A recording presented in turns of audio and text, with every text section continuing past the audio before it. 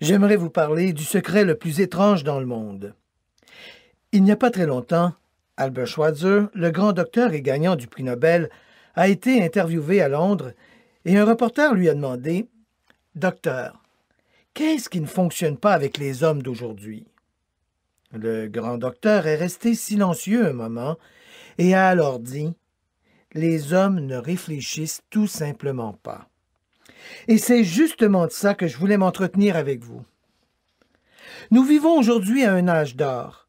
C'est une ère que les hommes attendaient avec impatience, dont ils rêvaient et qu'ils ont cherché à atteindre depuis des milliers d'années. Mais depuis que nous la vivons, on l'a plutôt prise pour acquise. Nous, en Amérique, nous sommes particulièrement chanceux de vivre dans le pays le plus riche qui ait existé sur la surface de cette planète. Un pays d'abondantes opportunités pour chacun. Mais savez-vous ce qui arrive? Prenons 100 hommes qui débutent tous sur le même pied à l'âge de 25 ans. Avez-vous idée de ce qui arrivera à ces hommes au moment où ils atteindront 65 ans? Ces 100 hommes qui ont débuté sur le même pied à l'âge de 25 ans pensent qu'ils auront du succès.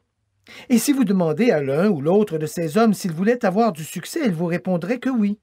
Et vous remarqueriez qu'il attendait beaucoup de la vie, qu'il y avait une certaine étincelle dans ses yeux, une certaine droiture, et que la vie lui apparaissait comme une aventure très intéressante. Mais, au moment où ils atteindront 65 ans, 1 sera riche, 4 seront financièrement indépendants, 5 travailleront toujours, 54 seront fauchés. Maintenant, réfléchissez un moment. Des 100, seulement 5 se seront classés. Pourquoi y en a-t-il autant qui ne réussissent pas? Qu'est-il arrivé à l'étincelle qui était là lorsqu'ils avaient 25 ans?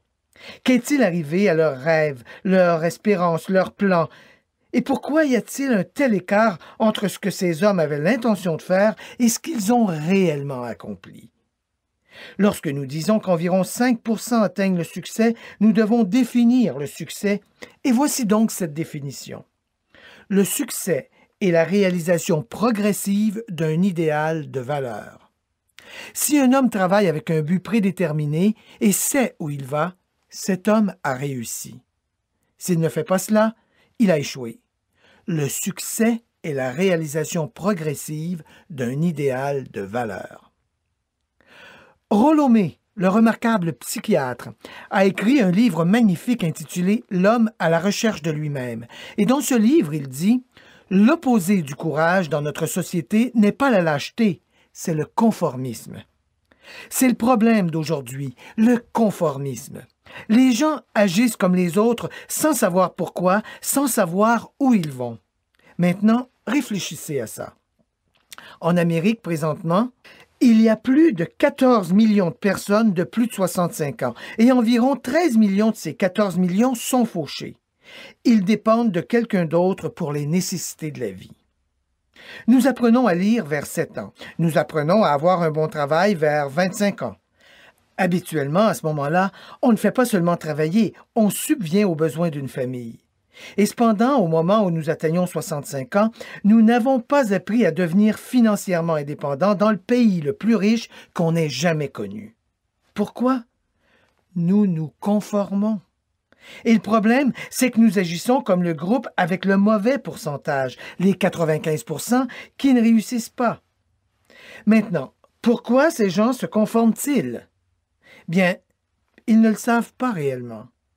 Ces gens croient que leur vie est sculptée par les circonstances, par des choses qui leur arrivent par des forces extérieures. Ce sont des gens dirigés par des éléments externes. Un sondage a été effectué à un moment donné auprès d'un grand nombre d'hommes, de travailleurs, et on leur a posé cette question. Pourquoi travaillez-vous? Pourquoi vous levez-vous chaque matin? 19 sur 20 n'en avaient aucune idée. Si vous le leur demandez, ils vous diront « Tout le monde se lève chaque matin pour aller au boulot. » Et c'est la raison pour laquelle ils le font, parce que tout le monde le fait. Revenons à notre définition du succès. Qui réussit? Le seul homme qui réussit est l'homme qui progressivement réalise un idéal qui en vaille la peine. C'est l'homme qui dit « Je vais devenir ainsi ». et qui ensuite se met au travail pour atteindre son but. Je vais vous dire qui sont les personnes qui réussissent. Le succès, c'est un professeur qui enseigne à l'école parce que c'est ce qu'elle veut faire. Le succès, c'est une femme qui est une épouse et une mère parce qu'elle veut bien devenir une épouse et une mère et qui réussit bien. Le succès, c'est l'homme qui gère la station-service du coin parce qu'il le veut bien. Le succès, c'est un vendeur qui réussit parce qu'il veut devenir un top vendeur et qui monte et bâtit dans l'organisation. Le succès, c'est celui qui occupe délibérément un emploi prédéterminé parce que c'est ce qu'il a délibérément choisi de faire. Mais il y a seulement une personne sur 20 qui fait cela. C'est pourquoi, de nos jours, il n'y a plus vraiment de compétition, à moins que nous la fassions pour nous-mêmes. Au lieu de rivaliser, tout ce que nous devons faire, c'est créer. Maintenant, depuis 20 ans, j'ai cherché la clé qui déterminerait ce qui arriverait à l'être humain. Mais y avait-il une clé, je voulais le savoir, qui ferait du futur une promesse dont nous pourrions prédire, dans une large mesure, toute l'étendue? Y avait-il une clé qui garantirait la réussite à une personne, si seulement elle la connaissait et savait comment l'utiliser? Bien, une telle clé existe et je l'ai trouvée. Ne vous êtes-vous jamais demandé pourquoi tant d'hommes travaillent si fort et si honnêtement sans jamais accomplir quoi que ce soit de particulier, alors que d'autres semblent ne pas travailler aussi durement, mais semblent tout gagner? Ils ont la touche magique? Vous les entendez dire de quelqu'un « Tout ce qu'il touche tourne en or ». Avez-vous remarqué qu'un homme qui réussit a tendance à continuer à réussir, alors que, par ailleurs, celui qui n'a pas de succès a tendance à échouer? C'est à cause des buts. Certains d'entre nous en avons, d'autres n'en ont pas. Les gens qui ont des buts réussissent parce qu'ils savent exactement où ils vont. Maintenant, pensez à un navire qui quitte un port et imaginez-le avec un plan de l'itinéraire maritime complet. Le capitaine et l'équipe savent exactement où ils vont et combien de temps durera le voyage. Il a un but défini. 9 999 fois sur 10 000, il arrivera à destination. Maintenant, prenons un autre navire, en tout point pareil au premier, cependant sans équipage ni de capitaine à la barre. Ne lui donnez pas de direction, pas de but, aucune destination. On ne fait que mettre en branle les machines et on le laisse aller. Je crois que vous serez d'accord avec moi pour dire que si jamais il parvient à même sortir du port, il va soit couler ou s'échouer sur une plage déserte comme une épave. Il ne peut pas aller nulle part parce qu'il n'a pas de destination ni aucune gouverne. C'est la même chose avec l'être humain. Prenez un vendeur, par exemple. Il n'y a personne dans le monde aujourd'hui qui ait une meilleure perspective d'avenir qu'un bon vendeur. La vente est la profession la mieux rémunérée si nous sommes bons et si nous savons où nous allons. Toute compagnie a besoin de top vendeurs et elle récompense ses vendeurs. Il n'y a pas de limite pour eux. Mais combien pouvez-vous en trouver?